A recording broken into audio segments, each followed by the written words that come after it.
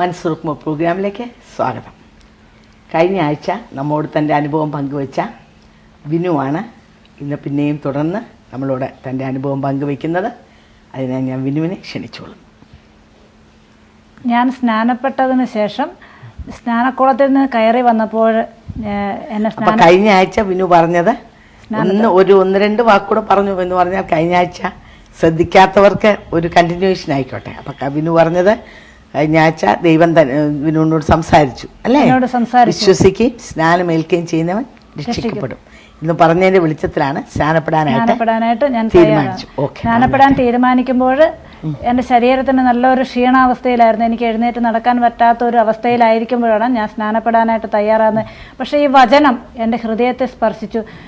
വിശ്വസിക്കുന്നവരോടുകൂടെ ഈ അടയാളങ്ങൾ ഉണ്ട് എന്നുള്ള വചനം എൻ്റെ ഹൃദയത്തെ സ്പർശിച്ചു. അപ്പോൾ ഞാൻ പറഞ്ഞതുപോലെ ഓർഫനേജിലായിരുന്ന സമയത്ത് എനിക്ക് ക്ഷീണങ്ങളുള്ളത് കൊണ്ട് ഞാൻ പ്രത്യേകിച്ച് ജോലികളൊക്കെ കുറച്ച് നാളത്തേക്ക് മാറ്റിവെച്ചിരുന്നു. എങ്കിലും ദൈവത്തിൻ്റെ വചനം എൻ്റെ ഹൃദയത്തെ സ്പർശിച്ചപ്പോൾ ഇതെന്താണെന്ന് എനിക്ക് മനസ്സിലാക്കാൻ വേണ്ടിയിട്ട് ഞാൻ ഓർഫനേജിലെ ഒരു കുഞ്ഞിനെ തല ചൊറി വന്ന് പഴുത്ത അവസ്ഥയിലായിരിക്കുന്ന ഒരു കുഞ്ഞിനെ തേച്ച് കുളിപ്പിക്കാനായിട്ട് ഞാൻ കടന്നു ചെന്നു. അപ്പോൾ അവരെല്ലാവരും എന്നെ തടഞ്ഞു, നിൻ്റെ ആരോഗ്യാവസ്ഥയിൽ ചെയ്യരുത് എന്ന്. പക്ഷേ എൻ്റെ ഉള്ളിൽ ഞാൻ ദൈവത്തോടൊരു പിടിവാശി വെച്ചിരുന്നു. വിശ്വസിക്കുന്നവരോട് കൂടെ ഈ അടയാളങ്ങൾ ഉണ്ട് എന്ന് വചനം പറയുന്നുവെങ്കിൽ ഞാൻ വിശ്വസിക്കാം. പക്ഷേ എനിക്കൊരടയാളം വേണം. ഞാൻ 3 വയസ്സുള്ള കുഞ്ഞിൻ്റെ തല തേച്ച് സാധാരണ വാഴയിലയിട്ട് തേച്ച് കുളിപ്പിച്ചു. ഒരു ദിവസം കഴിഞ്ഞു, 2 ദിവസം കഴിഞ്ഞു, 3-ാം ദിവസം പൂർണ്ണ സൗഖ്യം കർത്താവ് എൻ്റെ ദൃഷ്ടിയിൽ കാണിച്ചു തന്നപ്പോൾ ഞാൻ വിശ്വസിച്ചു. വിശ്വസിക്കുന്നവരോട് കൂടെ ഈ അടയാളം ഉണ്ട്. അങ്ങനെ ബൈബിൾ പറയുന്ന സത്യം വിശ്വസിച്ചു. സത്യം നിങ്ങളെ സ്വതന്ത്രരാക്കും എന്നുള്ള വചനം എൻ്റെ ഹൃദയത്തിൽ ഉറപ്പാക്കി. അങ്ങനെ വേറെ ഒരു വചനങ്ങളോ വേറെ കാര്യങ്ങളോ ഒന്നും എനിക്ക് കേൾക്കണമെന്ന് തോന്നിയില്ല. ഞാൻ സ്നാനപ്പെടാൻ തയ്യാറായി. സ്നാനക്കുളത്തിലിറങ്ങി സ്നാനപ്പെട്ടു. ഞാൻ കയറി വന്നപ്പോഴേ എന്നോട് സ്നാനപ്പെടുത്തിയ പാസ്റ്റർ പറഞ്ഞു, മോളെ നിന്നെ കർത്താവ് സുഖപ്പെടുത്തി. 38 വർഷം തളർവാദം പിടിച്ച് കുളക്കരയിൽ കിടന്ന തളർവാദ രോഗി കുളത്തിലിറങ്ങിയപ്പോൾ സൗഖ്യപ്പെട്ടു. തളർവാദ രോഗിക്ക് കാരണം പറയാനുണ്ടായിരുന്നു, എന്നെ കുളത്തിലിറക്കാൻ ആരുമില്ലാത്തതുകൊണ്ട് ഞാൻ സൗഖ്യപ്പെട്ടില്ല എന്ന് പറഞ്ഞതുപോലെ എന്നെ കുളത്തിലിറക്കാനായിട്ട് കർത്താവ് ഒരുക്കിയ ദേവദാസന്മാരിലൂടെ ഞാൻ സ്നാനപ്പെട്ടു. കയറി വന്നപ്പോൾ എന്നോട് പറഞ്ഞു, കർത്താവ് നിന്നെ സൗഖ്യമാക്കി, നീ വിശ്വസിക്കുന്നുവോ? അപ്പോൾ ഞാൻ പറഞ്ഞു, വിശ്വസിച്ചാൽ ദൈവത്തിൻ്റെ മഹത്വം കാണും എന്ന് യോഹന്നാൻ്റെ സുവിശേഷത്തിൽ പറഞ്ഞ അതേ വചനം ഞാൻ ഏറ്റെടുത്ത് വിശ്വസിച്ചു. ഞാൻ സ്നാനപ്പെട്ട് വന്നതിന് ശേഷം ഡോക്ടറെ അടുത്ത് പോയി. 1 മാസങ്ങൾക്ക് ശേഷം പോയി അവിടെ ചെന്ന് കഴിഞ്ഞപ്പോൾ ഡോക്ടർ പരിശോധിച്ച് നോക്കിയപ്പോൾ എപ്പോഴും എൻ്റെ ട്യൂബ് ബ്ലോക്ക് ആവുന്നത് കൊണ്ടായിരുന്നു എനിക്ക് പ്രശ്നം കൂടുതലായിട്ടുണ്ടായിരുന്നു. തലയിൽ നിന്ന് എത്ര ട്യൂബായിരുന്നു? തലയിൽ 3 ട്യൂബും ശരീരത്തിൽ 2 ട്യൂബും ആയിരുന്നു. അത് തലയിൽ നിന്നുള്ള വെള്ളം ശരീരത്തിലേക്ക് വരാൻ. പക്ഷേ ഈ ട്യൂബുകൾ ബ്ലോക്ക് ആവുന്നത് കൊണ്ടാണ് എനിക്ക് പ്രശ്നങ്ങൾ കൂടുതലായിട്ടുണ്ടാകുന്നത്. ഛർദി ഉണ്ടാകും, എനിക്ക് എഴുന്നേറ്റ് നിൽക്കാൻ പറ്റാത്ത അവസ്ഥ, ഫിറ്റ്സ് ഉണ്ടാകുന്ന അങ്ങനെയൊക്കെ സാഹചര്യങ്ങൾ ഉണ്ടായിക്കൊണ്ടിരുന്നു. പക്ഷേ കുറച്ച് നാളുകൾക്ക് മുമ്പ് ഒരു ട്യൂബ് ദൈവം എടുത്തു മാറ്റിയിരുന്നു ഒരു ധ്യാനത്തിലൂടെ. പക്ഷെ ഒരെണ്ണം ബാലൻസ് കിടന്നത് വീണ്ടും ബ്ലോക്കാവും. ഇങ്ങനെ കൂടുതലാകുന്ന സമയത്ത് ഞാൻ സ്നാനപ്പെടുന്നത്. സ്നാനപ്പെട്ട് വന്ന് ഡോക്ടർ പരിശോധിച്ച് നോക്കിയപ്പോൾ പറയാം, ഇതെന്തൊരു അത്ഭുതം, കാരണം എപ്പോഴും ബ്ലോക്കാകുന്ന ട്യൂബ് തുറന്നിരിക്കുന്നു. ആര് തുറന്നു? ഞാൻ പറഞ്ഞു, എൻ്റെ യേശു ക്രിസ്തു എൻ്റെ ട്യൂബ് തുറന്നു തന്നു എന്ന് ഞാൻ ഡോക്ടറെ മുമ്പിൽ സാക്ഷ്യപ്പെടുത്തിയ ഒരു ഹിന്ദു ഡോക്ടറായിരുന്നു. ഡോക്ടർ പറഞ്ഞു, ഇതൊരു അത്ഭുതമാണ്. അതിനുശേഷം 1 വർഷം കഴിഞ്ഞു. ഒന്നുകൂടെ എല്ലാവർക്കും വിശ്വസിക്കാൻ പറ്റുന്നില്ല. എൻ്റെ ആങ്ങളമാര് എൻ്റെ ചേച്ചിമാരൊക്കെ പറഞ്ഞു, ഇത് വെറുതെ പറയുന്ന, നീ കുറെ നാളായില്ലേ ധ്യാനമൊക്കെ കൂടുന്നത്, ഇത് നിന്റെ തോന്നലാണ്. ഞാൻ പറഞ്ഞു, എൻ്റെ തോന്നലല്ല, എൻ്റെ യേശു ക്രിസ്തു എന്നിൽ പ്രവർത്തിച്ചു, ഞാൻ വിശ്വസിക്കുന്നു. അതിന്റെ സൗഖ്യം വിനുവിന്റെ ശരീരത്ത് വന്നു. ഞാൻ പഴയതിനേക്കാൾ ഉഷാറായി. ഞാൻ ഓടി നടക്കാൻ തുടങ്ങി. അപ്പോഴെൻ്റെ വീടിന്റെ അടുത്തുള്ള സഹോദരങ്ങളൊക്കെ പറയാം, ഇവളൊരു അത്ഭുത ജീവിയാ, പഴയതിനേക്കാൾ ഓടി നടക്കുന്നല്ലോ. തലയുടെ വലിപ്പം കുറഞ്ഞു. തലയുടെ വലിപ്പത്തിലും വ്യത്യാസം വന്നു. ഏകദേശം 1 വർഷത്തിന് ശേഷം എൻ്റെ ഷേപ്പേ മാറിപ്പോയി എന്ന് പറഞ്ഞു. അങ്ങനെ 1 വർഷത്തിന് ശേഷം ഡോക്ടറെ അടുത്ത് വന്ന് ഞാൻ ടെസ്റ്റ് ചെയ്ത് നോക്കുമ്പോൾ ഒരു കുഴപ്പമില്ല, പെർഫെക്റ്റ് ആയിട്ടുണ്ടെന്ന് പറഞ്ഞു. എങ്കിലും എല്ലാവരുടെയും സംശയത്തിൻ്റെ പേരിൽ ഞാൻ 2ാമത്തെ വർഷം വന്ന് നോക്കി. 3ാമത്തെ വർഷം എൻ്റെ ബോഡി പോലും വ്യത്യസ്തമായി കഴിഞ്ഞു എന്ന് ഡോക്ടർ പറയുകയാണ് ചെയ്തത്. ഒരു ജീവിതത്തിന് നിന്റെ ശരീരം സജ്ജമായി കഴിഞ്ഞു എന്ന് പറഞ്ഞു. ദൈവം സൗഖ്യമാക്കിയാലത്തെ സൗഖ്യം എന്താ അല്ലേ? ഡോക്ടർമാരുടെ സൗഖ്യത്തിനൊരു പരിധിയുണ്ട്. എന്നാൽ സർവശക്തനായ ദൈവം വിനുവിനെ തൊട്ട് കഴിഞ്ഞപ്പം മൊത്തത്തിലുള്ള രൂപാന്തരമാണ്, മൊത്തത്തിലുള്ള സൗഖ്യമാണ്. എൻ്റെ ജീവിതത്തിലും എൻ്റെ പ്രവൃത്തിയിലും വ്യത്യാസം വന്നു. കാരണം ഞാൻ സാധാരണ ഒരു യാത്ര ചെയ്ത് വീട്ടിൽ കടന്നു ചെന്ന് കഴിഞ്ഞാൽ പിന്നെ എനിക്ക് എഴുന്നേറ്റ് തല ഉയർത്തി നടക്കാൻ പറ്റത്തില്ല. ഞാൻ കിടക്കും, എനിക്ക് തലവേദന അത് പറയാൻ കഴിയാത്തൊരവസ്ഥയിലാണ് ഞാൻ. പക്ഷേ ഞാൻ അതിനുശേഷം വീട്ടിലേക്ക് കടന്നു ചെല്ലുമ്പോൾ, എറണാകുളത്ത് നിന്ന് വീട്ടിലേക്ക് കടന്നു ചെല്ലുമ്പോൾ എൻ്റെ ഏറ്റവും ഇളയ സഹോദരൻ എൻ്റെ നാത്തൂനോട് ചോദിക്കുക, ഇവള് പറയുന്നതൊക്കെ നേരാണോ, ഇവളെന്ന് ഇങ്ങനെ ഓടി നടക്കുന്നു. എല്ലാവർക്കും സംശയമായി. പക്ഷെ ദൈവം എന്തോ ഇവളിൽ പ്രവർത്തിച്ചിട്ടുണ്ടെന്ന് അവർക്ക് ബോധ്യമായി. കാരണം വർഷങ്ങൾ എനിക്ക് വേണ്ടിയിട്ട് കോടികൾ ചെലവാക്കി എന്നെ ശുശ്രൂഷിച്ച് എന്നെ സഹായിച്ച എൻ്റെ സഹോദരങ്ങൾക്കറിയാം ഞാൻ അനുഭവിച്ച വേദനകൾ.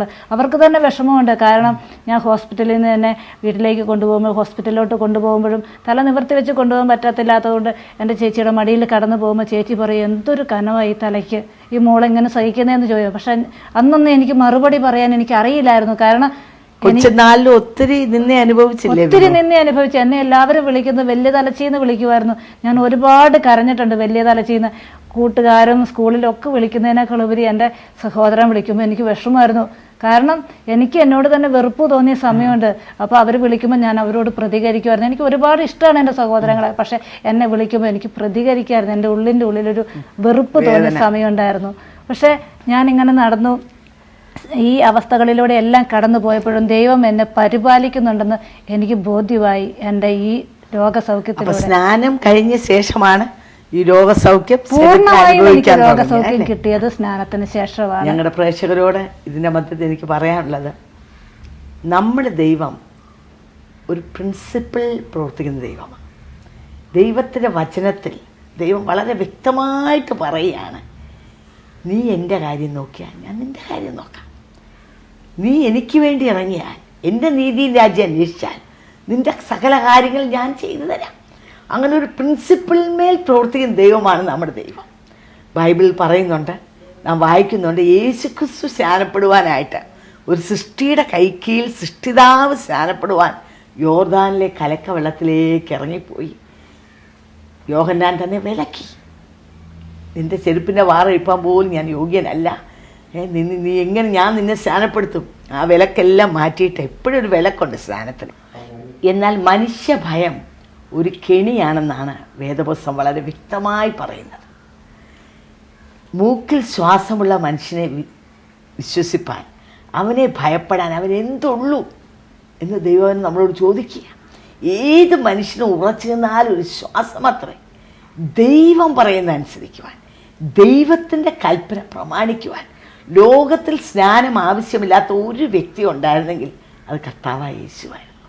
എന്നാൽ കർത്താവ് യോഹന്നാനോട് ഇങ്ങനെ പറഞ്ഞു, യോഹന്നാനെ ഇപ്പോൾ സമ്മതിക്കാം, ഇങ്ങനെ സകല നീതിയും നിവർത്തിക്കുന്ന ഉചിതമത്രേ എന്ന് പറഞ്ഞ് യോർദാനിൽ ഒരു സൃഷ്ടിയുടെ കൈക്കീഴിൽ സ്നാനപ്പെടാൻ ഇറങ്ങിയപ്പോൾ സ്വർഗം തുറന്നു.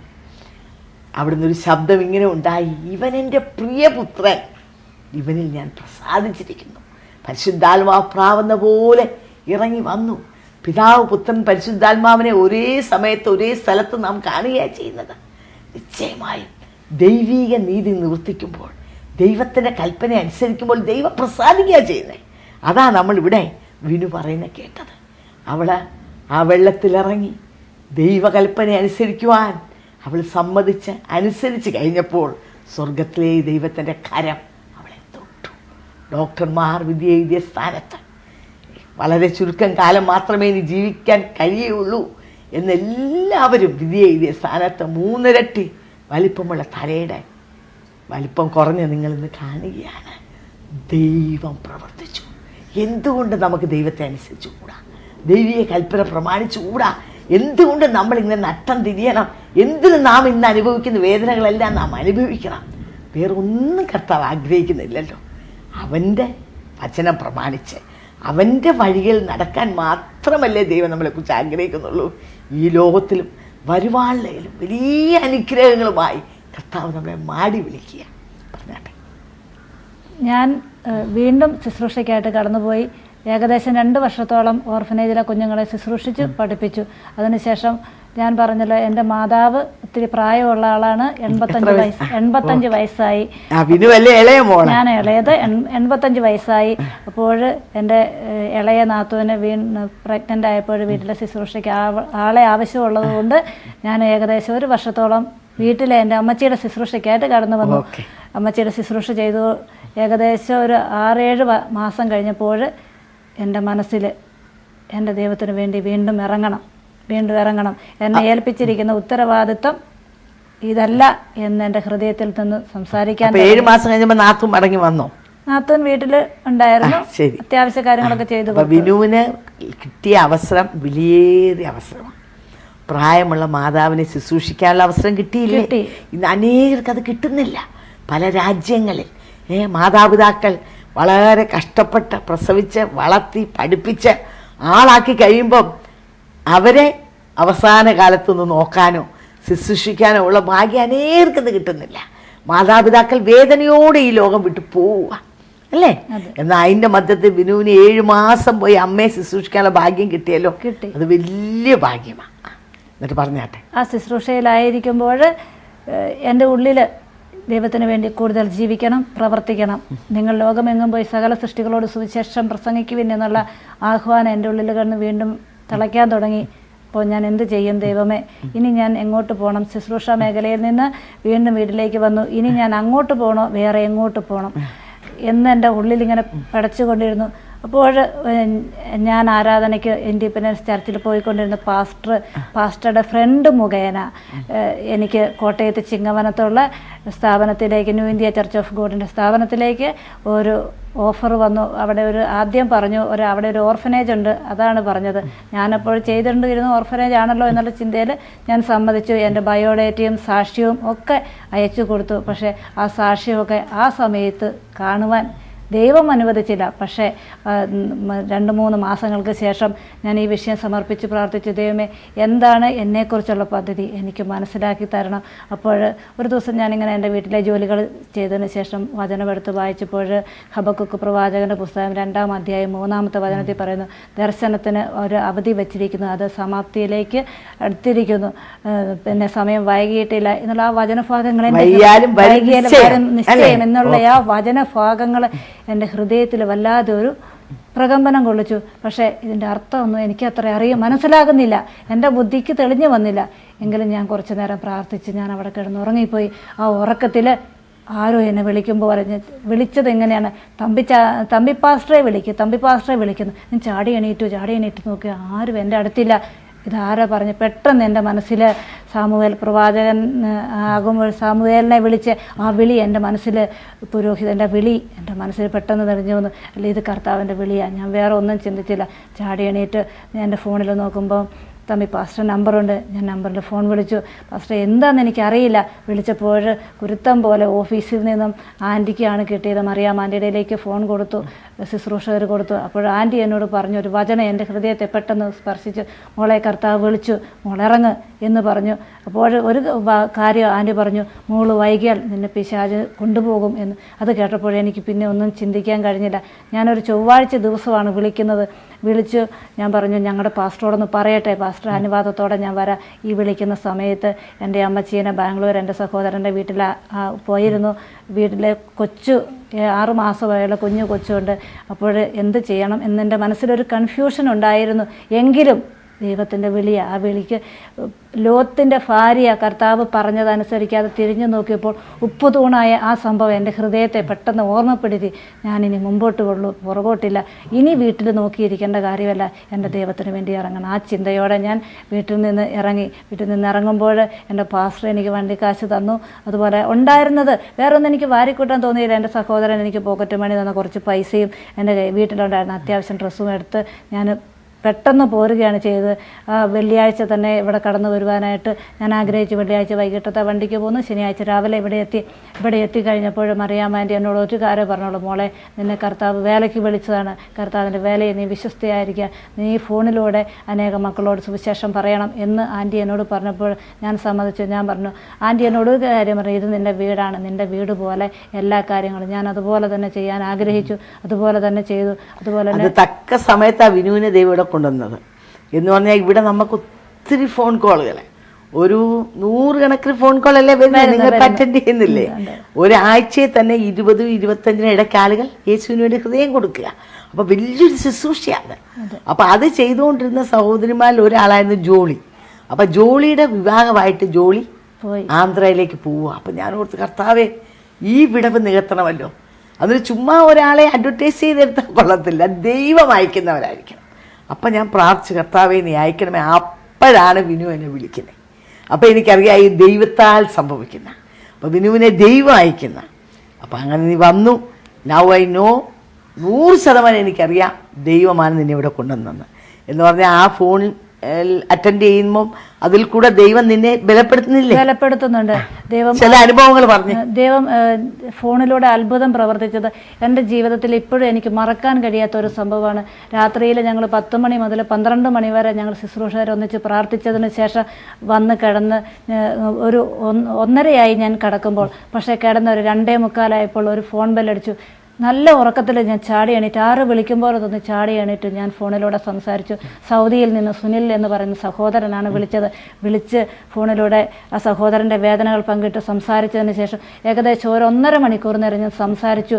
അപ്പോൾ ഞാൻ ഇപ്പോഴും ചിന്തിക്കുകയാണ്, അന്ന് ദൈവത്തിൻ്റെ ആത്മാവ് എൻ്റെ ആദരങ്ങളിലൂടെ സംസാരിച്ച വചന ഒരു സഹോദരൻ്റെ ജീവനായിരുന്നു രക്ഷിച്ചത്. സഹോദരൻ പറയുക, സിസ്റ്റർ ഇപ്പോൾ എടുത്തില്ലായിരുന്നെങ്കിൽ ഞാൻ ഈ ലോകത്തുനിന്ന് യാത്ര പറഞ്ഞേനെ, ഞാൻ മരിക്കാൻ തുടങ്ങുന്നതിന് മുമ്പ് ഞാനൊന്ന് വിളിച്ചതാണ് എന്ന് പറഞ്ഞ് ആ സഹോദരൻ ഇപ്പോഴും ഇടയ്ക്ക് വിളിക്കും. സിസ്റ്ററിനോട് സംസാരിക്കുമ്പോൾ എനിക്കൊരു സമാധാനമുണ്ട് എന്ന് പറഞ്ഞ്.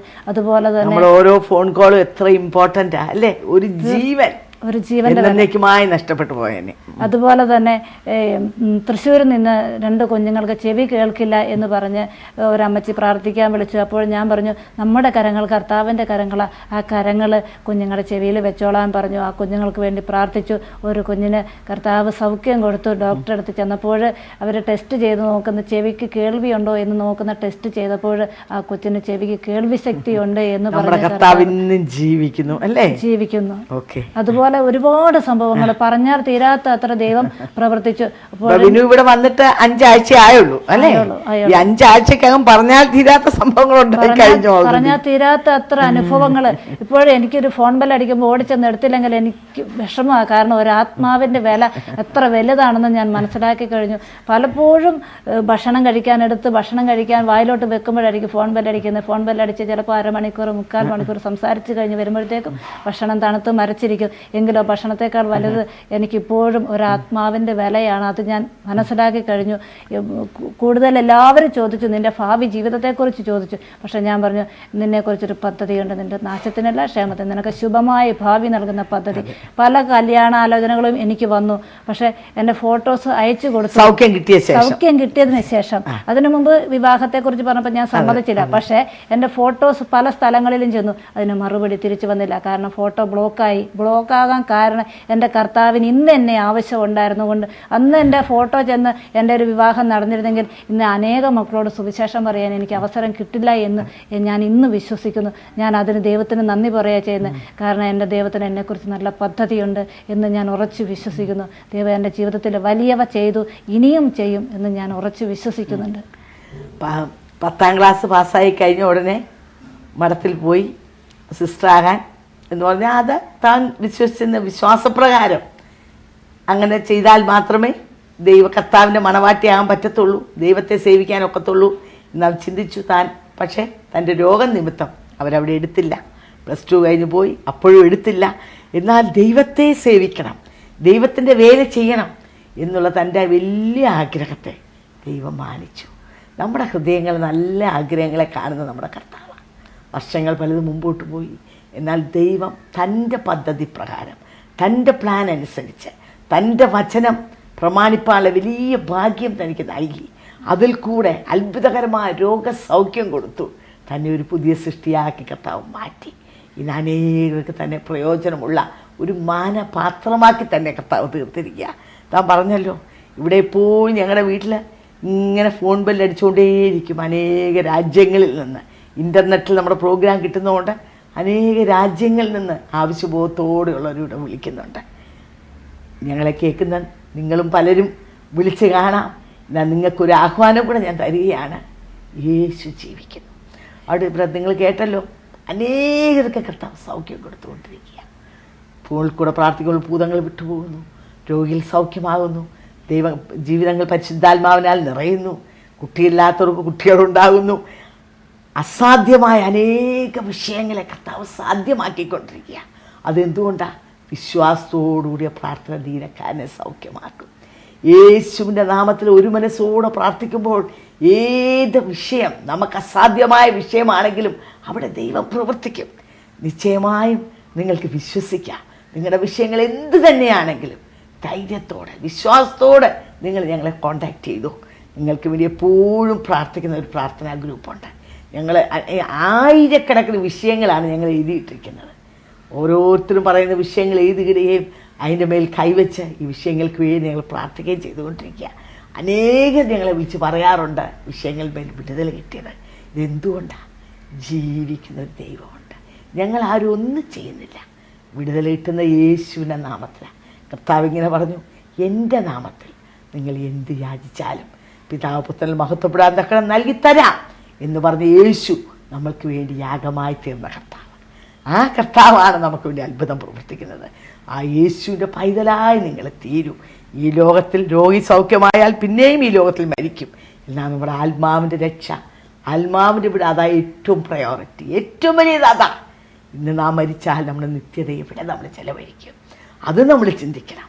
നിശ്ചയമായും യേശുവിൻ്റെ പൈതലായി തീർന്നാൽ നമ്മുടെ പേര് ജീവൻ്റെ പുസ്തകത്തിൽ എഴുതും. ഹൃദയം കൊണ്ട് വിശ്വസിക്കുകയും വാവുകൊണ്ട് ഏറ്റുപറയുകയും ചെയ്യുന്ന മാത്രയിൽ നമ്മുടെ പേര് ജീവൻ്റെ പുസ്തകത്തിൽ എഴുതും. ബൈബിൾ ഇങ്ങനെ പറയുന്നു, ജീവപുസ്തകത്തിൽ പേരെഴുതി കാണാത്ത ഏവരെയും തീപ്പൊയ്യിൽ തള്ളിയിടും. നിങ്ങളുടെ പേര് ജീവൻ്റെ പുസ്തകത്തിലുണ്ടോ? നിങ്ങൾ വീണ്ടും ജനിച്ചിട്ടുണ്ടോ? 2 ഡേറ്റ് ഓഫ് ബർത്ത് പറയാൻ നിങ്ങൾക്കുണ്ടോ? അതില്ല എങ്കിൽ നിങ്ങൾ വീണ്ടും ജനിച്ചിട്ടില്ല. ഒരു ഡേറ്റ് ഓഫ് ബർത്ത് നിങ്ങൾക്കറിയാം. അങ്ങനെയെങ്കിൽ ഇപ്പോൾ തന്നെ ഒരു വാക്ക് പ്രാർത്ഥിക്കൂ. യേശുവേ, ഞാൻ പാപിയാണ്, അവിടെ നിന്ന് എനിക്ക് വേണ്ടി മരിച്ചു, എനിക്ക് വേണ്ടി യാഗമായി, എൻ്റെ ഹൃദയത്തിലേക്ക് വരണമേ, എന്നെ നിൻ്റെ പൈതലാക്കി തീർക്കണമേ എന്ന് പ്രാർത്ഥിക്കുന്ന മാത്രയിൽ നിങ്ങൾ യേശുവിൻ്റെ പൈതലായി തീരുന്നു. നിങ്ങളുടെ പേര് ജീവൻ്റെ പുസ്തകത്തിൽ എഴുതപ്പെടുന്നു. അതിനുവേണ്ടി നിങ്ങളെ ആഹ്വാനം ചെയ്തുകൊണ്ട് എൻ്റെ വാക്കിൽ നിന്ന് വിരമിച്ചു. സ്വർഗം തികച്ചും യാഥാർത്ഥ്യം എന്നുള്ള ഈ പുസ്തകം നിങ്ങളെ പരിചയപ്പെടുത്താൻ എനിക്ക് വളരെ സന്തോഷമുണ്ട്. ചില നാളുകൾക്ക് മുമ്പ് ഈ ബുക്ക് ഞാനൊന്ന് ഇൻട്രൊഡ്യൂസ് ചെയ്തതാണ്. ഇത് ചൂനാൻ എന്ന് പറയുന്ന ഒരു ബുദ്ധിസ്റ്റ് ലേഡി ക്രിസ്തുവിനെ കണ്ടുമുട്ടി അതിനുശേഷം തനിക്കുണ്ടായ യേശുവിനുമായി വളരെ അടുത്ത ബന്ധത്തിലായ തൻ്റെ ജീവിതത്തിൽ തനിക്കുണ്ടായ അനുഭവങ്ങൾ 17 പ്രാവശ്യം താൻ സ്വർഗത്തിലും 2 പ്രാവശ്യം നരകവും തൻ്റെ ആത്മശരീരം പോയി കാണുവാൻ ഇടയായി തീർന്നു. ആ അനുഭവങ്ങളാണ് ഈ പുസ്തകത്തിൽ പങ്കുവച്ചിരിക്കുന്നത്. ഇംഗ്ലീഷിൽ നിന്ന് ഹെവൻ ഈസ് സോ റിയൽ എന്നുള്ള ആ ബുക്ക് മലയാളത്തിലേക്ക് തർജ്ജമ ചെയ്യുവാൻ, തമിഴിലേക്കും ഒക്കെ തർജ്ജമ ചെയ്യാനുള്ള ഭാഗ്യം എനിക്ക് ലഭിച്ചു. ഇന്ന് 8,000-ൽ പരം കോപ്പീസ് തമിഴ് പോയി കഴിഞ്ഞു, 7,000-ൽ പരം കോപ്പീസ് മലയാളം പോയി കഴിഞ്ഞു. ഇതിനകത്ത് ഇങ്ങനെയാണ് എഴുതിയിരിക്കുന്നത്: ജീവിക്കുന്ന ക്രിസ്തുവിനെ കണ്ടതും നരകം കണ്ടതും സ്വർഗത്തിലൂടെ നടന്നതുമായ അത്ഭുതാവഹമായ അനുഭവങ്ങൾ ചു തോമസ് പങ്കുവയ്ക്കുന്നു. വളരെ വിലയേറിയൊരു പുസ്തകമാണ്. ഇത് വായിച്ച അനേകം തമിഴ്നാട്ടിൽ നിന്നും കേരളത്തിൻ്റെ വിവിധ ഭാഗങ്ങളിൽ നിന്ന് വിളിച്ച് വളരെ താങ്ക് ചെയ്യാനിടയായി. ആൻറ്റി, അത് ആൻറ്റി മലയാളത്തിൽ ട്രാൻസ്ലേറ്റ് ചെയ്തുകൊണ്ട് അല്ലെ തമിഴ് ചെയ്തുകൊണ്ടല്ലേ ഞങ്ങൾക്ക് വായിക്കാൻ ഒത്തത് എന്ന് പറഞ്ഞ് അവരുടെ ജീവിതത്തെ തന്നെ ആകെ രൂപാന്തരപ്പെടുത്തിയെന്ന് പറയാൻ ഇടയായിത്തീർന്നു. നിങ്ങൾക്കും ഇത് വായിക്കാനൊരു സുവർണ അവസരമാണ്. ഞങ്ങളുടെ അഡ്രസ്സിൽ നിങ്ങൾ അല്ലെങ്കിൽ ഞങ്ങളുടെ കോൺടാക്റ്റ് നമ്പറിൽ ഞങ്ങളെ കോൺടാക്റ്റ് ചെയ്താൽ നിങ്ങൾക്ക് ഈ പുസ്തകം അയച്ചു തരുന്നതായിരിക്കും. അതുപോലെ തന്നെ ഞാൻ എഴുതിയ മറ്റൊരു പുസ്തകമാണ് പോരിൻ്റെ ആയുധങ്ങളെക്കാൾ മികവുള്ളത്. ഇത് 38 വർഷങ്ങളിലുള്ള എൻ്റെ ജീവിതത്തിലെ അനുഭവങ്ങൾ, അനേക രോഗികൾക്ക് സൗഖ്യം, അനേക ഭൂതങ്ങൾ വിട്ടുപോവുക, ദൈവിക പ്രവൃത്തി പല നിലകളിൽ നടന്ന അനുഭവങ്ങളാണ് ഈ പുസ്തകത്തിലുള്ളത്. അതുപോലെ തന്നെ ഈ പുസ്തകവും ആയിരങ്ങൾക്ക് കഴിഞ്ഞ ഒരു വർഷത്തോടകം അനുഗ്രഹമായി തീർന്നു. ഇവിടെ ഇന്ത്യയിൽ മാത്രമല്ല, ഇത് മലയാളത്തിലും ഇംഗ്ലീഷിലും ഉണ്ട്. Better than the weapons of വാർ എന്നാണ് ഇംഗ്ലീഷിലെ ആ ബുക്കിൻ്റെ പേര്. ഇത് ഓസ്ട്രേലിയ, കാനഡ, ഇംഗ്ലണ്ട്, അമേരിക്ക രാജ്യങ്ങളിലൊക്കെ ചൂടപ്പം പോലെ കഴിഞ്ഞ നാളിൽ പോവുകയുണ്ടായി. ആയിരക്കണക്കിന് കോപ്പീസ് പോയി കഴിഞ്ഞു. അപ്പം എൻ്റെ ഈ പ്രോഗ്രാം ശ്രവിക്കുന്ന പ്രേക്ഷകർക്കും എന്നെ അവസരം ഞാൻ തരികയാണ്. നിശ്ചയമായി നിങ്ങൾ കോൺടാക്ട് ചെയ്താൽ ഞങ്ങൾ ഈ പുസ്തകം അയച്ചു തരുന്നതായിരിക്കും. ഈ പ്രോഗ്രാം നിങ്ങൾക്ക് തീർച്ചയായും അനുഗ്രഹമായി തീർന്നെന്ന് ഞങ്ങൾ വിശ്വസിക്കുന്നു. നിങ്ങൾക്ക് എന്തെങ്കിലും അഭിപ്രായങ്ങളോ പ്രാർത്ഥന വിഷയങ്ങളോ ഉണ്ടെങ്കിൽ ഞങ്ങളുമായി ബന്ധപ്പെടുക. ഞങ്ങളുടെ മേൽവിലാസം New India Church of God, Bethesda Communications, Chingavanam, Kottayam. Phone number 0481-243-0329, 65-333-29. Mobile number 9447578202. Email ID mariammathampi@yahoo.com. അടുത്ത ആഴ്ച ഇതേ സമയം വീണ്ടും കാണാം. ദൈവം നിങ്ങളെ അനുഗ്രഹിക്കട്ടെ.